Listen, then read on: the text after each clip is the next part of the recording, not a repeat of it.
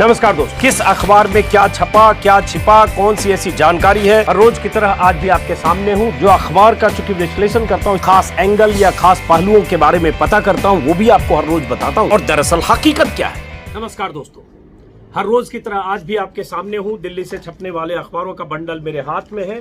किस अखबार में क्या छपा, क्या छिपा, हर रोज मैं आपको बताता हूं। आज भी कुछ खबरें हैं, कुछ छपा है, कुछ छिपा है। मैं आपसे अपनी बात शुरू करूंगा, उससे पहले आप सबका बहुत बहुत शुक्रिया।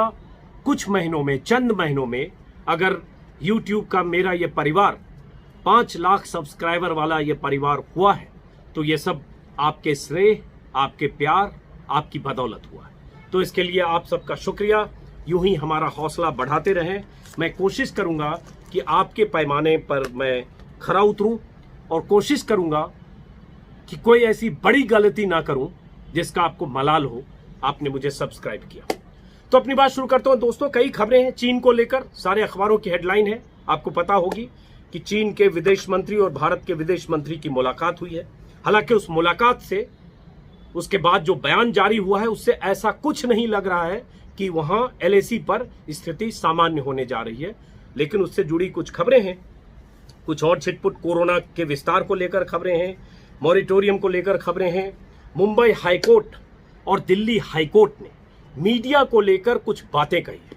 अर्नब गोस्वामी के संदर्भ में दिल्ली और मुंबई हाईकोर्ट ने कुछ सवाल उठाए हैं, उस पर भी बात करेंगे। और इसके अलावा कुछ छिटपुट खबरें। लेकिन शुरू करता हूं मैं यूपी की खबर से। मेरे लिए आज की सबसे बड़ी खबर वो है जो उत्तर प्रदेश के जिले जिले से आ रही है। जिले जिले से क्या खबर आ रही है? खबर यह आ रही है कि कोरोना किट की खरीद के मामले में जबरदस्त घोटाले हुए हैं और उत्तर प्रदेश के जिले जिले में हुए। अभी खबर कम से कम 12-15 जिलों से ऐसी आई है कि उत्तर प्रदेश में कोरोना किट की खरीद में दोगुनी, तिगुनी, चौगुनी, 5 गुनी कीमत अदा की गई है। यह 5 गुनी कीमत के बिल बने हैं और ये बिल, इन बिलों का भुगतान भी हुआ है। और ये बिल क्या, 1200 रुपए का जो ऑक्सीमीटर है उसे 5000 में खरीदा गया। 1200 का थर्मामीटर है उसे 4000 में खरीदा गया। अलग अलग जिलों में, अलग अलग जिलों की पंचायतों ने मनमानी कीमत पर इन उपकरणों की खरीद की है।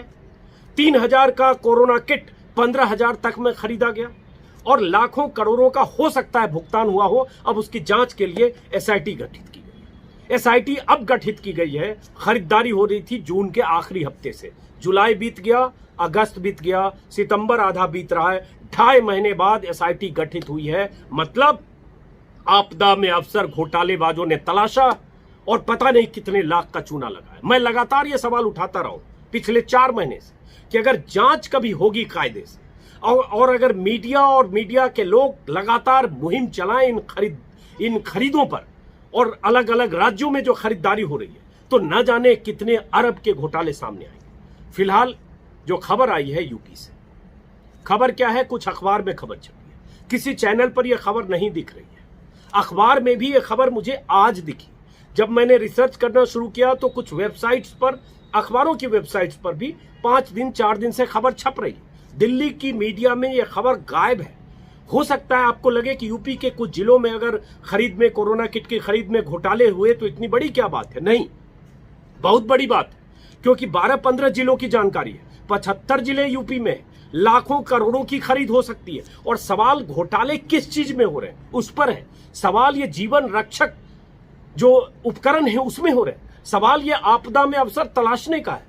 सवाल देश इस मुश्किल दौर में है जहां कोरोना का संकट है, मंदी का संकट है, गरीबी, बेरोजगारी, इस मुश्किल आफत काल में जो सदियों के बाद ऐसी मुश्किल से देश वाबस्ता हो रहा है, इस काल में, इस दौर में अगर चूना लगाया जा रहा है सरकारी खजाने को, अगर घोटाले हो रहे हैं, अगर उपकरण, जो भी स्वास्थ्य उपकरण है, 5 गुनी कीमत पर खरीदे जा रहे हैं और जांच के आदेश 2.5 महीने, तो 2.5 महीने से सरकार और सिस्टम कहां था?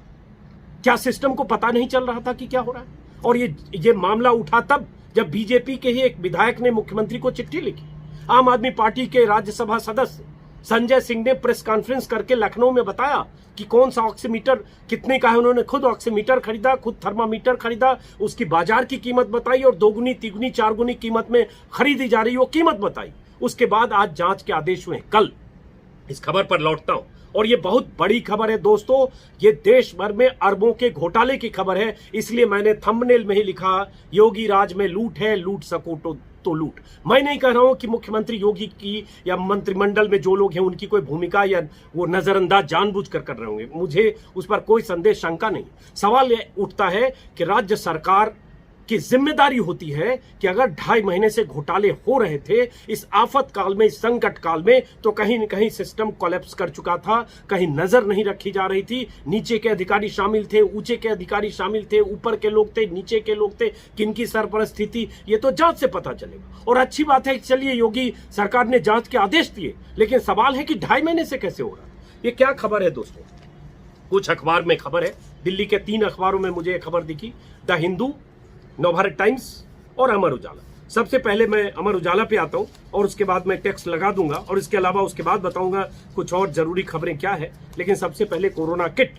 उत्तर प्रदेश के जिन जिलों से यह खबरें आई है, सुल्तानपुर, गाजीपुर, बिजनौर, बाराबंकी, मथुरा, आगरा, बागपत, सहारनपुर, मुजफ्फरनगर, चंदौली, मैनपुरी, झांसी, पीलीभीत, फर्रुखाबाद, इन तमाम जिलों से खबरें आई है कि वहां कोरोना किट 2 गुनी, 3 गुनी, 4 गुनी कीमत में खरीदी गई। अमर उजाला से शुरू करते हैं। अमर उजाला में अंदर के पन्ने पर यह खबर है, ये खबर है अमर उजाला में पेज नंबर 5 पर। खबर की हेडलाइन आप देख पा रहे हैं, पल्स ऑक्सीमीटर, थर्मामीटर खरीद घोटाले की जांच एसआईटी करेगी। थोड़ा पसीना चल रहा है ज्यादा। बीच में एक बात बता दूं, मैंने 35 मिनट का एक वीडियो रिकॉर्ड किया। रिकॉर्ड करके जब मैं एडिट के लिए देखने गया तो पता चला कि कैमरे में कोई ऑडियो की प्रॉब्लम थी, रिकॉर्ड नहीं हुआ, तो मुझे दोबारा वीडियो रिकॉर्ड करना पड़ रहा है। हो सकता है जो पहली बार रिकॉर्ड करते हैं तो आप एक अलग मानसिकता में होते हैं, तो इसलिए कुछ कमी और इस बीच धूप भी निकल गई। लेकिन आप सहयोग करेंगे और जिन दोस्तों ने मेरे यूट्यूब चैनल को सब्सक्राइब नहीं किया, सब्सक्राइब भी करें। खैर, तो ये खबर है अमर उजाला में और इसमें आज हो सकता है दोबारा वीडियो बना रहा हूँ, कुछ चीजें छूटेंगी क्योंकि वक्त कम। और उसके बाद इसी वीडियो में इसी खबर में ये जानकारी है कि कैसे इसमें आपदा के दौर में कमीशन खोरी की गई और उसके बाद कोरोना किट की के लिए तय कीमत 2800 रुपए की बजाय 9,950 रुपए चुकाए गए सुल्तानपुर में। अमर उजाला जानकारी दे रहा है, बाजार में 1500 रुपए में मिलने वाले इंफ्रारेड थर्मामीटर को 6,900 रुपए में खरीदा गया। 1000 रुपए में मिलने वाले पल्स ऑक्सीमीटर के लिए 2600 चुकाए गए। ये सुल्तानपुर की जानकारी अमर उजाला दे रहा है। गाजीपुर में पल्स ऑक्सीमीटर और इंफ्रारेड थर्मामीटर 5800 रुपए में खरीदे गए। अयोध्या में प्रति किट 4240 रुपए में खरीदी गई। हर किट पर 1440 रुपए ज्यादा खर्च किया गया। अंबेडकर नगर में दर्जनों ग्राम पंचायतों ने कोरोना किट के लिए 3,500 से 15,000 तक खर्च किए जाने की जानकारी मिली। और हुआ ये था कि 23 जून को यूपी सरकार का एक ऑर्डर था कि अधिकतम 2800 रुपए में ये किट खरीदी जाए और राज्य वित्त आयोग की धनराशि से खरीदा जाएगा या भुगतान राज्य वित्त आयोग करेगा, ताकि घर घर जाकर सर्वे हो सके कि कोरोना का विस्तार हो रहा है, कोरोना के खतरों के आकलन के लिए। लेकिन पंचायतों को खरीदना था और उसका बिल देना था, जिलाधिकारी के थ्रू जाना था। लेकिन उसके बाद पता चला कि एक बीजेपी के विधायक हैं, उन्होंने ही चिट्ठी पहले लिखी और मुख्यमंत्री को सीधे लिखी और उसके बाद पूरे मामले का खुलासा हुआ। और अभी सीएम के आदेश पर अपर मुख्य सचिव राजस्व रेणुका कुमार की अध्यक्षता में 3 सदस्यों वाली एक एसआईटी का गठन किया गया है, जो 10 दिन में रिपोर्ट देगी।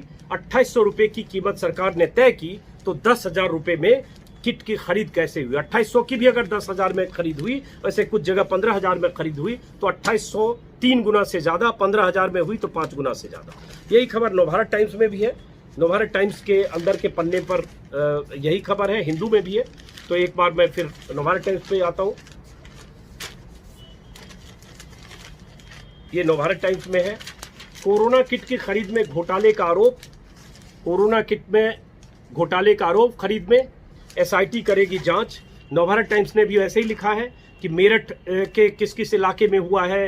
सहारनपुर में रहने वाले एक बीजेपी के नेता ने ही सीएम को चिट्ठी लिखी, यहां भी तब यह मामला खुला और आम आदमी पार्टी ने लगाए घोटाले के आरोप। संजय सिंह जो प्रभारी हैं, उन्होंने कहा कि ये बड़ा घोटाला है जिसमें वेस्ट यूपी के कई जिले के नाम शामिल हैं। उनका दावा था कि सरकार ने 1,45,000 रुपए कीमत के एनालाइजर को 3,30,000 रुपए में खरीदा, वो भी चीन की कंपनी से। इस तरह की कुछ और जानकारी दी गई है। शामली में कहा गया, एक बहुत छोटे से शामली जिले के छोटे से कस्बे झिंझाना में सामान खरीदा गया और वो छोटी सी दुकान से कैसे खरीदी गई, खरीदा गया सामान, और उसके बाद किस किस जिले में है वो जानकारियां हैं, जो जिन जिलों के नाम आपको मैंने बताया। यही खबर द हिंदू ने भी पहले पन्ने पर, द हिंदू में भी वही खबर है, और इसमें जो विपक्ष की तरफ से लगातार मांग हो रही है कि अब इसकी जांच, जो सुहेल देव भारतीय जनता पार्टी के हैं, ओम प्रकाश राजभर, उन्होंने मांग की है कि इसकी जांच अब इलाहाबाद हाईकोर्ट के सिटिंग जज से होनी चाहिए, क्योंकि ये मामला बहुत बड़ा है। फिर मैं रिसर्च करने लगा, थोड़ा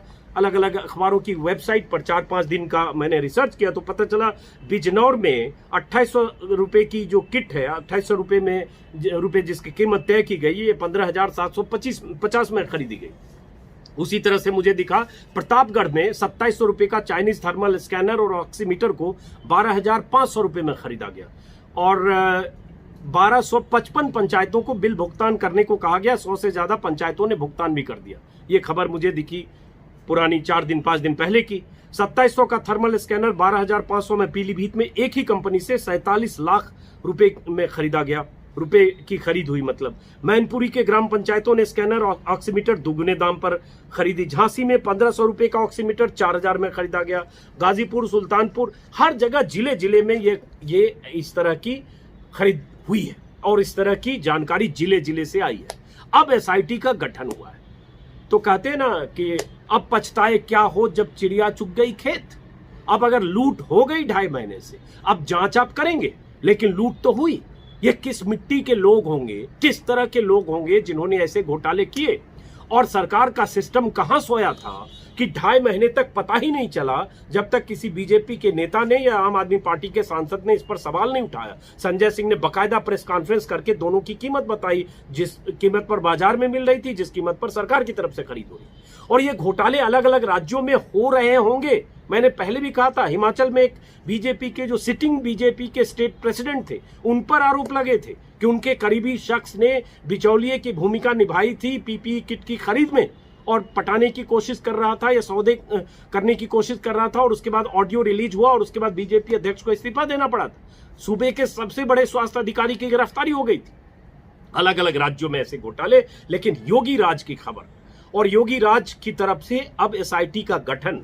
लेकिन मैं सवाल ये पूछूंगा कि 15-20 जिलों की जानकारी है, 75 जिलों की जांच हो, और जांच ये भी हो कि 2.5 महीने तक सरकार को ये पता क्यों और कैसे नहीं चला, और नहीं चला तो ऊपर कौन इसमें जिम्मेदार है, नीचे कौन जिम्मेदार है, अधिकारी ही जिम्मेदार है, या स्वास्थ्य मंत्री की भी कोई जिम्मेदारी बनती है, या कोई और महकमे की जिम्मेदारी बनती है, इस पंचायती राज मंत्री की जिम्मेदारी बनती है, जिले के अधिकारी की जिम्मेदारी बनती है। जिम्मेदारी भी तय हो, गिरफ्तारियां होनी चाहिए ऐसे मामलों में। कुछ अधिकारी सस्पेंड हुए, डीपीआरओ सस्पेंड हुए 2-3 जिलों के।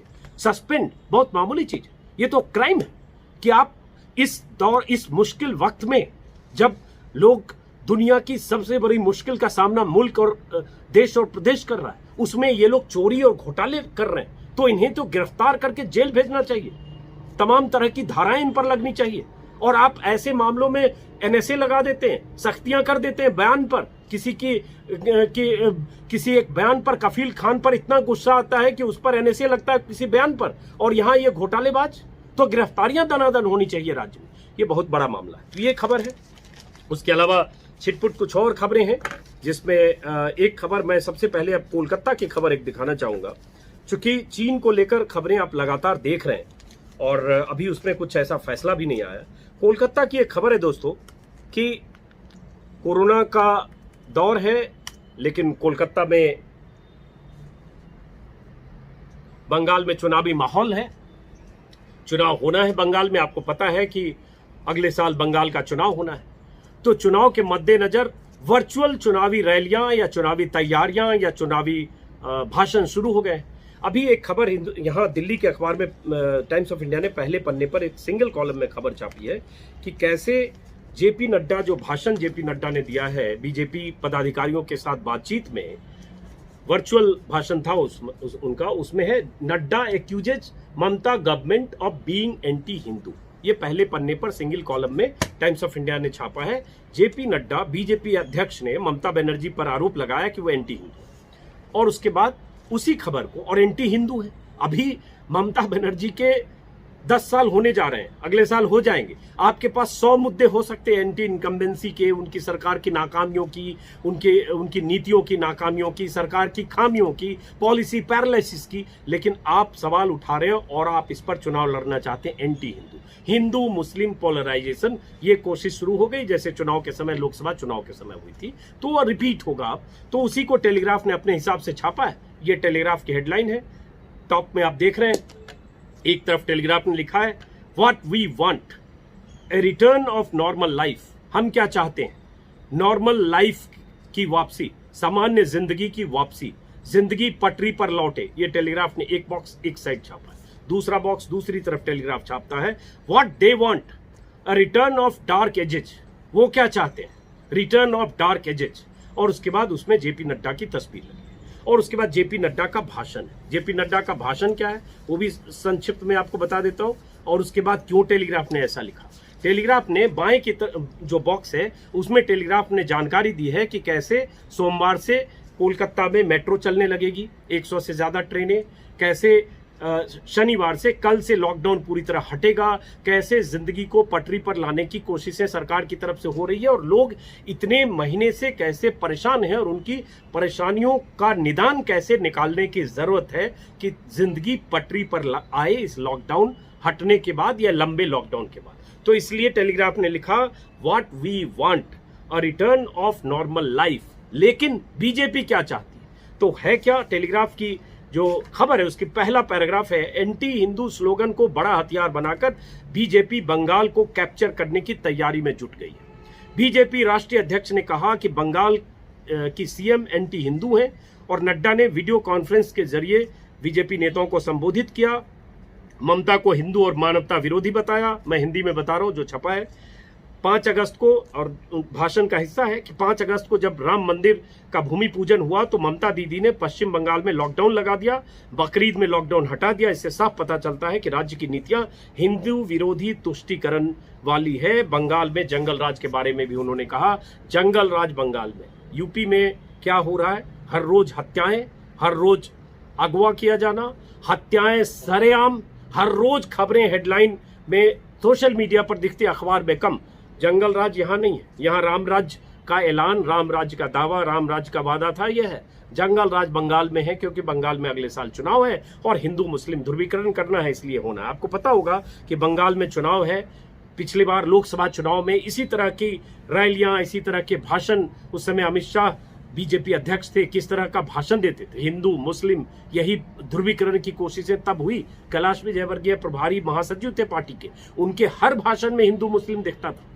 तब भी ममता बनर्जी की सरकार पर चोट करना, सरकार की विफलताओं पर चोट करने की बजाय बीजेपी का पूरा जोर, बीजेपी की रैली हो चाहे बीजेपी का रोड शो, आपको याद होगा रोड शो पर कितना बवाल हुआ था अमित शाह के रोड शो पर। दर्जनों नेता बीजेपी के देश भर से बंगाल में गिरे थे, बंगाल में जुटे थे, लेकिन उसका उनको फायदा हुआ और उसी फायदे को भुनाने के लिए उसका पार्ट 2 होगा।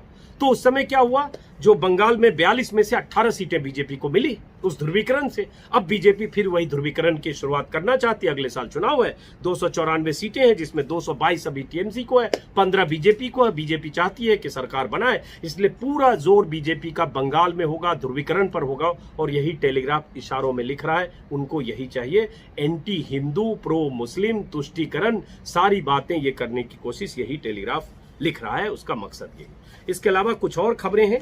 मॉरिटोरियम को लेकर एक जरूरी खबर है, वो बताने से पहले हाईकोर्ट से 2 खबर है दोस्तों, उस खबर पर मैं बात करना चाहूंगा।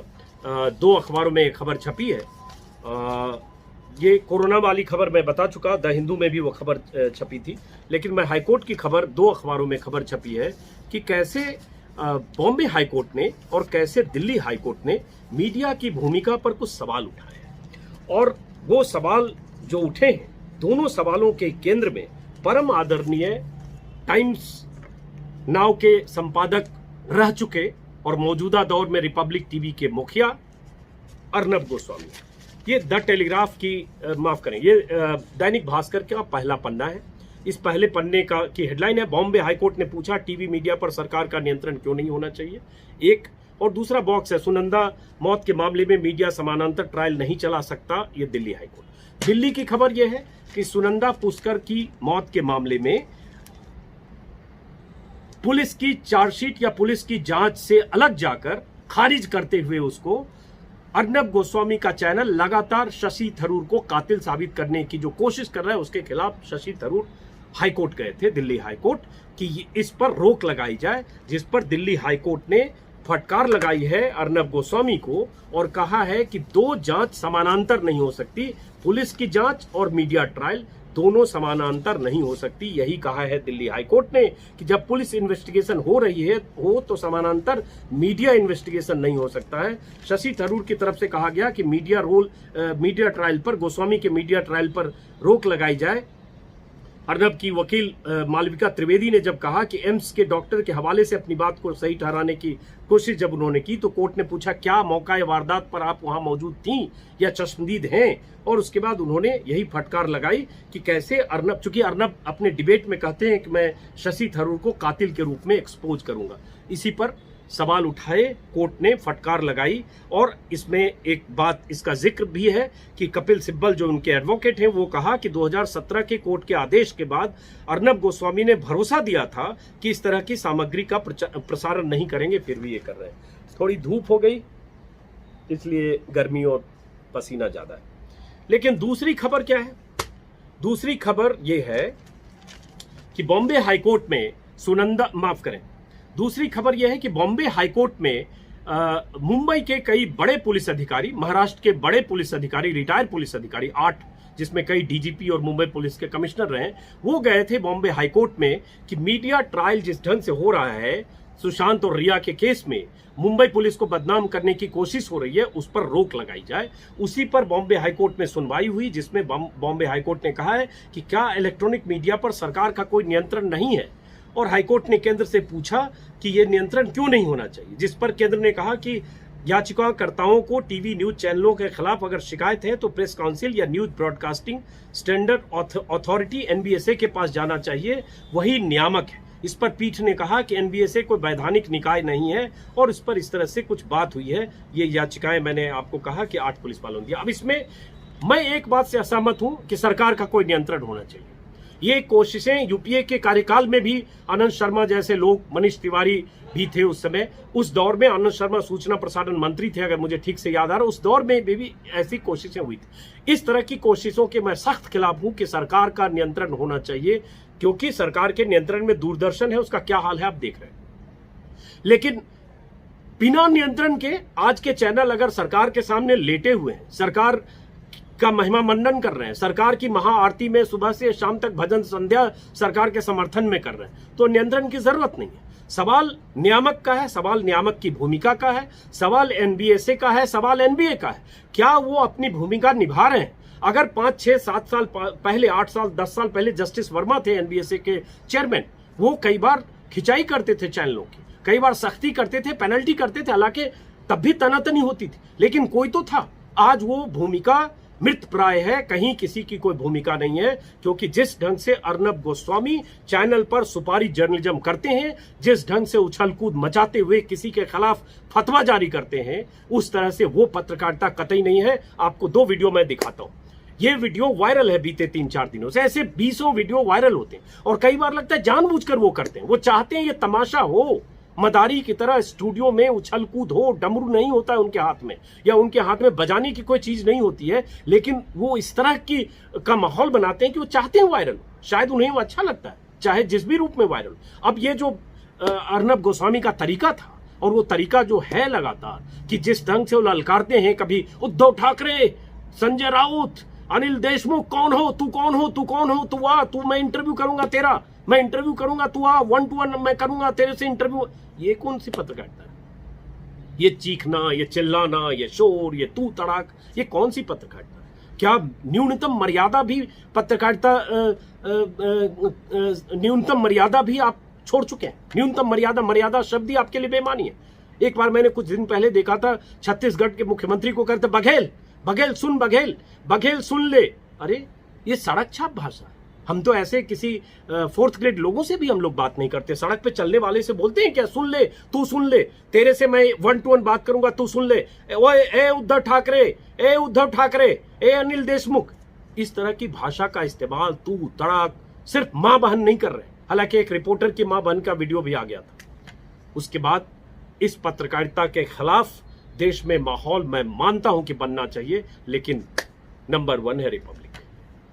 जनता उसको देखती है, वो खुश होते हैं कि हमारे साथ पब्लिक एट लार्ज, बहुसंख्यक आबादी आज भी रिपब्लिक के उस तमाशे को देख रही है, तो उस आबादी को सलाम।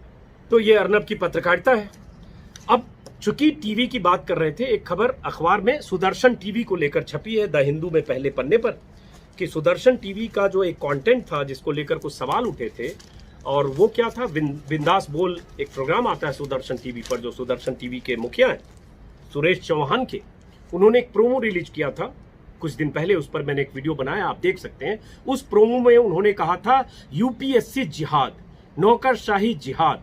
उन्होंने कहा था कि नौकरशाही में बैकडोर से यूपीएससी में मुसलमानों की घुसपैठ हो रही है, मुसलमानों की साजिश के तहत एंट्री हो रही है, और ये जामिया के जिहादी हैं। ये सब अगर डीएमएसपी बन जाएंगे, आपके जिले के डीएम और आपके किसी मंत्रालय के सचिव बन जाएंगे, तो सोचिए देश का क्या होगा। ये उनका प्रोमो था। इस प्रोमो को उन्होंने प्रधानमंत्री मोदी और आरएसएस ओआरजी को टैग भी किया था, लेकिन शोर मचा सोशल मीडिया पर। तमाम बड़े बड़े सीनियर आईपीएस अधिकारियों ने उनकी लानत मलामत की। कुछ लोगों ने कहा कि ऐसे शोज टेलीकास्ट नहीं होने चाहिए। जामिया के स्टूडेंट हाईकोर्ट गए और हाईकोर्ट ने पाबंदी लगा दी और माना कि ये जिस तरह का शो है वो शो किसी धर्म विशेष को टारगेट करने के मकसद से है। यह हाईकोर्ट में यही कहा गया। लेकिन उसके बाद क्या हुआ, क्यों आज जिक्र है, ये खबर है द हिंदू में। आईबी मिनिस्ट्री ने उसको ग्रीन सिग्नल दे दिया कुछ शर्तों के साथ कि शो को रोकने के पक्ष में हम नहीं हैं, सिर्फ आप गाइडलाइन का ध्यान रखिएगा, अगर गाइडलाइन का उल्लंघन होगा तो कार्रवाई हो सकती है। अरे उस शो का पूरा कॉन्सेप्ट, उस शो की पूरी सोच, उस शो को बनाने के पीछे की पूरी मानसिकता ही जहरीली है। पूरी मानसिकता ही संवैधानिक मर्यादाओं के खिलाफ है। पूरी मानसिकता ही देश की का जो सर्वधर्म संभाव वाला ताना बाना है उसके खिलाफ है। पूरी मानसिकता ही, पूरा शो ही एक धर्म विशेष को टारगेट करने वाला है। पूरा शो एक देश की बहुत शानदार संस्था यूपीएससी, जो दशकों से इस देश में चुने हुए आईएएस आईपीएस यूपीएससी के जरिए चुने जाते हैं, उसकी साख पर सवाल है। यूपीएससी का इम्तिहान जैसे कोई हिंदू देता है, सिख देता है, ईसाई देता है, वैसे मुस्लिम देता है, उसी पैमाने से वो भी बाहर आता है। लेकिन आप कहते हैं ये जिहादी लोग हैं, ये साजिश के तहत आ रहे हैं, ये घुसपैठ कर रहे हैं, और उसके बाद वो उस शो का प्रसारण होगा क्योंकि वो सुरेश चौहान के हैं, क्योंकि वो प्रधानमंत्री मोदी के साथ उनके ट्विटर पर तस्वीर लगी है, क्योंकि ऐसा माना जाता है कि वो सरकार और आरएसएस के करीबी हैं। मैंने इस पर वीडियो बनाया, सुना मैंने कि मुझे भी उन्होंने अपने चैनल पर काफी एक विलन की तरह दिखाया। मैंने देखा नहीं, देखना जरूरी समझा नहीं, मैं मानता नहीं, जो करना हो करिए, लेकिन एक ही है। और ये कैसे होता है, असम में एक चैनल, इस पर भी मैंने वीडियो बनाया था कि असम में एक इंटरटेनमेंट चैनल एक शो बनाता था बेगम जान। उसमें लड़की किरदार हिंदू थी, लड़का किरदार मुस्लिम था, दोनों की दोस्ती थी उस शो में। उसको लेकर वहां माहौल बना कि लव जिहाद। और उसके बाद ऐसी स्थिति आई कि असम के डीजीपी ने उस शो को 2 महीने के लिए बैन कर दिया कि ये धार्मिक भावनाएं भड़काती हैं, उकसाती हैं। बेगम जान को बैन कर दिया असम के डीजीपी ने, केबल एक्ट में मिले अधिकारों का हवाला देकर। उस बेगम जान के प्रोड्यूसर्स कोर्ट में गए और गुवाहाटी हाईकोर्ट ने बैन को हटा दिया, क्योंकि गुवाहाटी हाईकोर्ट में माना कि इसमें ऐसा कुछ नहीं है जो सांप्रदायिक ताना बाना को तोड़ता है। तो ये तो देश में अलग अलग जगह हो रहा है। कफील खान की कहानी आप जानते होंगे कि कैसे कफील खान के खिलाफ एनएसए लगाया गया और उन्हें बंद किया गया। आज वही एक्सप्रेस में पहले पन्ने पर, और उस मामले में हाईकोर्ट ने क्या कहा, इलाहाबाद हाईकोर्ट ने आज पहले पन्ने पर एक्सप्रेस में एनएसए के गैर वाजिब इस्तेमाल पर फिर खबर छापी है। पहला पन्ना है, in Uttar Pradesh more than half of NSA arrest this year were for cow slaughter. ये पहले पन्ने पर खबर है। इस पर मैं एक दिन 4-5 दिन पहले भी वीडियो में बना चुका था कि कैसे एनएसए का इस्तेमाल गोकशी रोकने, गो तस्करों के खिलाफ या बहुत मामले में कहा जाता है कि मुस्लिम के खिलाफ इस्तेमाल हुआ है, क्योंकि कफील खान न तो गो तस्कर थे न गोकशी में शामिल थे। उनके कुछ बयान थे जिस बयान को देश के सांप्रदायिक सद्भाव के खिलाफ यूपी ने माना और हाईकोर्ट ने कहा कि वो राष्ट्रीय एकता वाला उनका भाषण है, उनके भाषण में ऐसी कोई बात नहीं है और उन्हें बंद किया गया। ये खबर इंडियन एक्सप्रेस में पहले पन्ने पर है। इसके अलावा कुछ छिटपुट खबरें हैं। जो एक मोरेटोरियम की बात मैं बता रहा था, ब्याज पर ब्याज वसूली के मामले में रुख तय करे केंद्र, हम मामला और नहीं टालेंगे, ये सुप्रीम कोर्ट ने कहा है। सुप्रीम कोर्ट में लगातार सुनवाई हो रही, इस पर कई वीडियो में मैं आपसे बात कर चुका हूं। अंतिम सुनवाई अब 28 को होगी। एक अच्छी चीज है कि सुप्रीम कोर्ट का रुख खाता धारकों के पक्ष में दिखता है और यही सुप्रीम कोर्ट ने स्पष्ट किया है कि सुनवाई को अंतिम बार टाल रहे हैं। मामले की सुनवाई 28 तारीख को सितंबर को होगी। तब तक आप बताइए कि ब्याज पर ब्याज के वसूली में आपका रुख क्या है। इस पर मैं कई बार बात कर चुका हूं। मॉरिटोरियम को खत्म किया गया, लोग एक्सटेंशन की मांग कर रहे हैं, कुछ लोग कह रहे हैं कम से कम ब्याज पर छूट दीजिए, लेकिन सरकार और बैंकर्स पूरी वसूली के लिए तैयार हैं, एक्सटेंशन के लिए तैयार नहीं है। अच्छी चीज है कि सुप्रीम कोर्ट का रुख सकारात्मक है, खाता धारकों के पक्ष में है। एक खबर, जेईई मेंस में 74% उम्मीदवार शामिल हुए, जनवरी की तुलना में 20% कम। ये वही बच्चे थे जो परीक्षा टालने की मांग कर रहे थे कोविड काल में, लेकिन सरकार किसी भी हालत में उन्हें रिलीफ देने को तैयार नहीं थी। उन बच्चों की खबरें हैं। उसके बाद छिटपुट कुछ और खबर है। जो एक कोरोना किट को लेकर एक कोरोना टेस्ट को लेकर खबर है, वो भी थोड़ा पब्लिक इंटरेस्ट में है कि निजी लैब में कोरोना की जांच 1600 रुपए में होगी। ये यूपी सरकार ने निर्देश दिया है। बहुत जगह सरकार की तरफ से पहले से 2500 तय थे, लेकिन ज्यादातर प्राइवेट लैब 2500 से 3200 तक वसूलते हैं। अब ये सरकार ने 1600 कीमत तय की है। अगर आपसे ज्यादा मांगे तो आप सरकार के इस निर्देश का हवाला दें। ये अच्छा फैसला है, मैं इस फैसले का स्वागत करता हूँ।